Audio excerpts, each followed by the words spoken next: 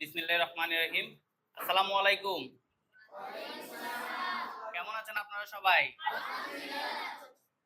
আপনারা কি জানেন বর্তমানে যে চর্মরোগ, যেটাকে আমরা অ্যালার্জি বা চুলকানি বলি, এটা ঘরে ঘরে আছে? আপনাদের আছে? আচ্ছা, এই যে চর্মরোগ, এই চর্মরোগের মধ্যে একটা রোগের নাম হচ্ছে যে স্ক্যাবিস, যেটা বর্তমানে আমাদের দেশে মহামারীর মতন হয়ে গেছে। আমাদের বিশেষ করে আমাদের যে এতিমখানা, তারপর হোস্টেলের ছাত্রছাত্রী যারা আছে, তাদের মধ্যে দেখা যাচ্ছে যে সঠিক চিকিৎসা গ্রহণ না করার কারণে এই রোগটা কোনোভাবে ভালো হচ্ছে না। তাই আমাদের হাজী ইসহাক সুফি ভুঁইয়া ফাউন্ডেশন এই স্ক্যাবিস নিয়ে সচেতনতামূলক কার্যক্রম আমরা পরিচালনা করছি। তারই ধারাবাহিকতায় আজকে আমরা এসেছি আপনাদের মাদ্রাসা এবং এতিমখানায়। আপনাদের মাদ্রাসা হচ্ছে যে শেখ নুরুল্লাহ চৌধুরী নুরিয়া সুন্নিয়া হাফিজিয়া মাদ্রাসা ও এতিমখানায়। আমি প্রথমে ধন্যবাদ জানাচ্ছি এই প্রতিষ্ঠানের সাথে সম্পৃক্ত যারা আছেন এবং এই প্রতিষ্ঠানের যারা আমাদের সামনে ছাত্রছাত্রীরা যারা উপস্থিত আছেন, আপনাদের সবাইকে ধন্যবাদ জানাচ্ছি এবং কৃতজ্ঞতা প্রকাশ করছি এই ধরনের একটা কার্যক্রম আপনাদের প্রতিষ্ঠানে করার সুযোগ করে দেওয়ার জন্য। আমরা তাহলে আসি যে রোগটা সম্পর্কে আমরা বলতেছি স্ক্যাবিস, এটা সম্পর্কে তো আমাদের আগে জানতে হবে এটা কি বা কেন হয়, এটা হইলে কি কি হইতে পারে, তারপর হচ্ছে যে আসে চিকিৎসা। কেমন? তাহলে আমরা প্রথমে আসি হচ্ছে যে স্ক্যাবিস এটা কি, এটা আমাদেরকে জানার জন্য স্ক্যাবিস কিভাবে হয় এটা প্রথমে জানতে হবে। কেমন? স্ক্যাবিস হচ্ছে যে এক ধরনের চর্মরোগ, যেটাকে আমরা অ্যালার্জি বা চুলকানি বলে থাকি। কেমন? এটা কি দিয়ে হয়? সার্কোপটি স্ক্যাবি নামক একটা জীবাণু দিয়ে হয়। সার্কোপটি স্ক্যাবি নামক একটা জীবাণু দিয়ে হয়। এটা কিভাবে ছড়ায়?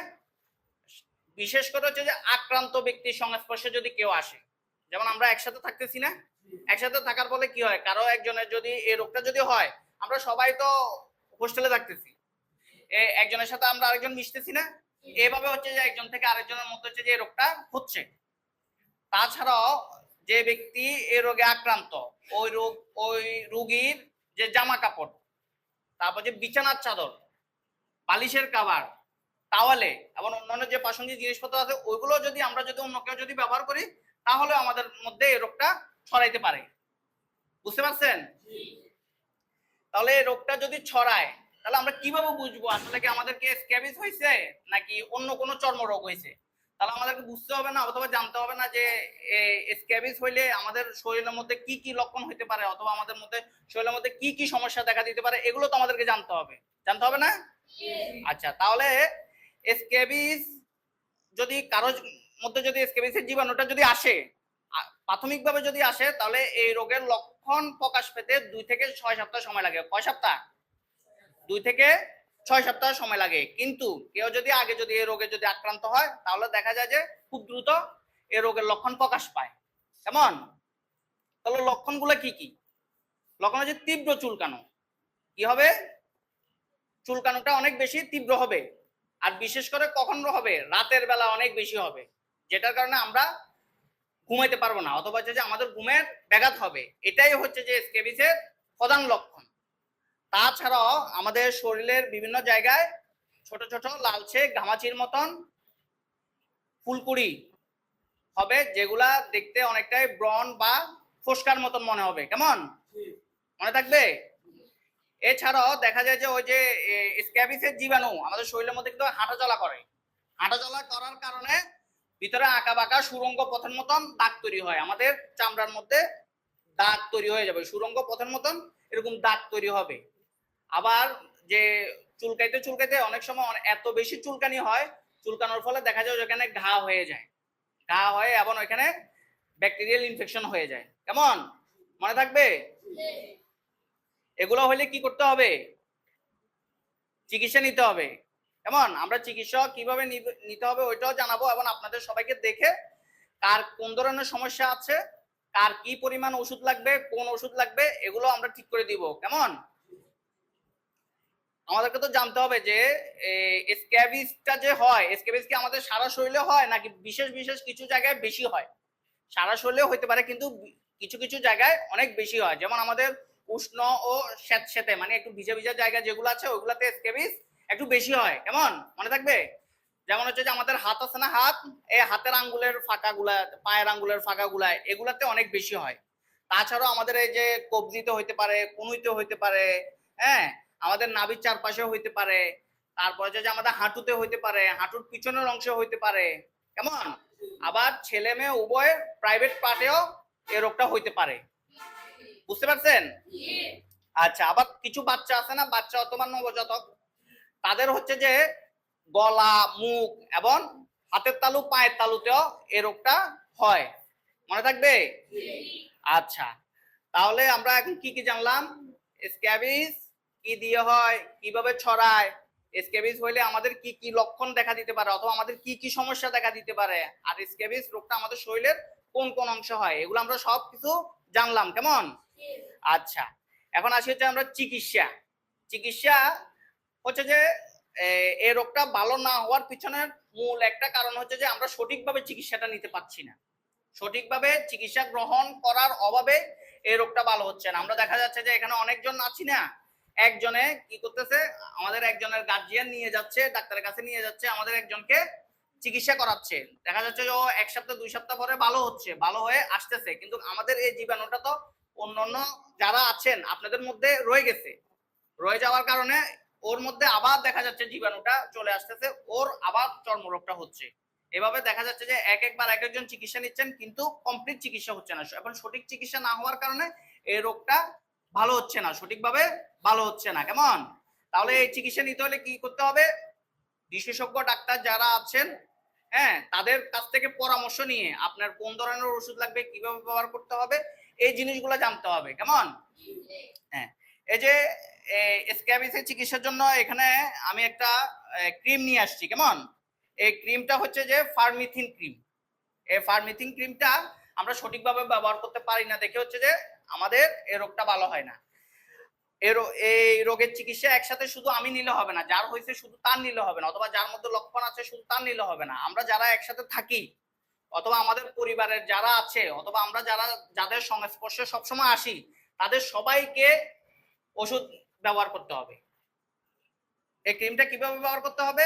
রাতের বেলায় আমরা কি করব, ঘুমানোর আগে শরীরটাকে ভালো করে ধুয়ে ফেলবো অথবা মুছে ফেলবো, এমন এরপরে শুকানোর পরে আমাদের যে গলা থেকে শুরু করে সারা শরীরে ফাঁকা জায়গায় যতটুকু আছে সবগুলাতে হচ্ছে যে পুরো ক্রিম মেখে ফেলতে হবে ভালো করে। এই ক্রিমটা সারা শরীরে মাখতে হবে, কোত্থেকে? গলা থেকে শুরু করে সারা শরীরের 1 ইঞ্চি জায়গাও বাদ দেওয়া যাবে না, সব জায়গা হচ্ছে যে ক্রিম মাখতে হবে, কেমন? মাখার পরে কি করতে হবে? ঘুমাই যেতে হবে। ঘুমাই গিয়ে সকালবেলা ঘুম থেকে উঠে এটা মিনিমাম 12 ঘন্টা, 10 থেকে 12 ঘন্টা হচ্ছে আমাদের শরীরে থাকতে হবে, কেমন? সকালবেলা ঘুম থেকে উঠে আমাদের যে বিছানার চাদর, জামা কাপড় যেগুলো আছে ওগুলো সবকিছু গরম পানি দিয়ে সিদ্ধ করে ধুয়ে ফেলতে হবে। কি করতে হবে? সবাই, একজন করলে হবে না, সবাইকে কি করতে হবে? গরম পানি দিয়ে বিছানার চাদর, জামা কাপড় যা কিছু আছে সবকিছু ধুয়ে ফেলতে হবে। আবার আমরা যে সকল জিনিসপত্র ব্যবহার করি ওগুলা ভালো করে পরিষ্কার করে ফেলতে হবে, কেমন? আর কিছু কিছু জিনিস আছে যেমন ধোয়া যায় না, যেমন কম্বল, তোষক, হ্যাঁ, ল্যাপ, এগুলা কি ধোয়া যায় ঠিক মতো? বালিশ, এগুলো তো ঠিক মতো ধোয়া যায় না, তাহলে এগুলাকে কি করতে হবে? এগুলাকে পলিথিন অথবা হচ্ছে যে প্লাস্টিকের যে কোনো ব্যাগের মধ্যে নিয়ে 72 ঘন্টা রেখে দিতে হবে, মানে 3 দিন রেখে দিতে হবে। এই 3 দিন যদি আমরা রেখে দিই তাহলে জীবাণু, যে জীবাণু দিয়ে হয় ও জীবাণুটা মারা যাবে, ঠিক আছে? এরপরে আবার আমরা এগুলা ব্যবহার করতে পারবো, ঠিক আছে? এই তো গেল ক্রিম। আর হচ্ছে যে কিভাবে আমরা লাগাবো অথবা কিভাবে হচ্ছে যে আমরা এই আমাদের জামা কাপড়, আসবাবপত্র এগুলো পরিষ্কার করবো, ওটা জানলাম। আর এই ক্রিমটা লাগাইতে হবে হচ্ছে যে এই সপ্তাহে একবার লাগাবে, পরের সপ্তাহে একবার লাগাবে, এরপরের সপ্তাহে আরেকবার লাগাবে, এভাবে 3 সপ্তাহ লাগাইতে হবে, প্রতিদিন না, একদিন। আজকে কি বার? শনিবার। তাহলে আমরা যদি শনিবার লাগাই, প্রতি শনিবারে লাগাইতে হবে, এই শনিবার, পরের শনিবার, এরপরে শনিবার, 3 দিন একই নিয়মে লাগাইতে হবে, কেমন? গেল। এরপরে হচ্ছে যে যাদের অনেক বেশি চুলকানি আছে তাদের তো এই ক্রিম দিয়ে দিলে তো চুলকানি কমবে না, পাশাপাশি যে আমাদেরকে চুলকানি কমানোর জন্য অ্যান্টিহিস্টামিন খেতে হবে। কিছু অ্যান্টিহিস্টামিন পাওয়া যায়, ওই অ্যান্টিহিস্টামিন গুলা খেতে হবে। আবার স্ক্যাবিস রোগের জন্য বর্তমানে একটা যে চিকিৎসাগুলো আমরা ব্যবহার করি অথবা যে চিকিৎসাগুলো আমরা দিই, এর মধ্যে আরেকটা ট্যাবলেট আছে, সেটা হচ্ছে আইভারমেকটিন। আপনাদের ওজন অনুযায়ী হচ্ছে যে ওই ট্যাবলেটটাও খেতে হবে। ওই ট্যাবলেটটাও হচ্ছে যে আপনাকে 3 সপ্তাহ খেতে হবে, প্রতি সপ্তাহে একটা করে, অথবা আপনার যতটুকু পাবেন ততটুকু হচ্ছে যে আপনার ডক্টর আপনার ওজন দেখে আপনাকে ঠিক করে দিবে। ঠিক করে দেওয়ার পরে যতটুকু দরকার অতটুকু সপ্তাহে একবার করে এবার 3 সপ্তাহ খেতে হবে। কেমন? আচ্ছা, এই যে আমরা যে চিকিৎসা নিলাম, চিকিৎসা নিলেই তো এটা চলে যাবে না। চলে যাবে? আমরা যদি নিয়ম কানুন না মানি এই রোগটা তো চলে যাবে না। তাহলে কি করতে হবে? আমাদের সবাইকে একসাথে চিকিৎসা নিতে হবে। আমরা যাদের সংস্পর্শে আসি তাদেরকেও চিকিৎসা নিতে হবে। কেমন?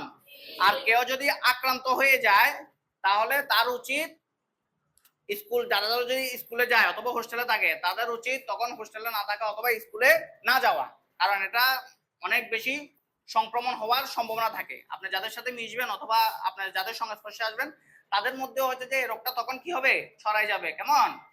তাহলে এই রোগটা প্রতিকার করতে হলে কি করতে হবে? সঠিক চিকিৎসা নিতে হবে, নিয়ম কানুন মানতে হবে, জামা কাপড় আর আসবাবপত্র যেভাবে আমরা পরিষ্কার করতে বলছি ওইভাবে পরিষ্কার করতে হবে, এবং যাদের সংস্পর্শে আসা যায় তাদেরকেও চিকিৎসা নিতে হবে। পাশাপাশি স্কুল অথবা হোস্টেল যেখানে থাকেন আপনি ভালো হওয়ার আগ পর্যন্ত ওইখানে যাবেন না, ছুটি নিয়ে রাখবেন। কেমন? সবাই বুঝতে পারছেন?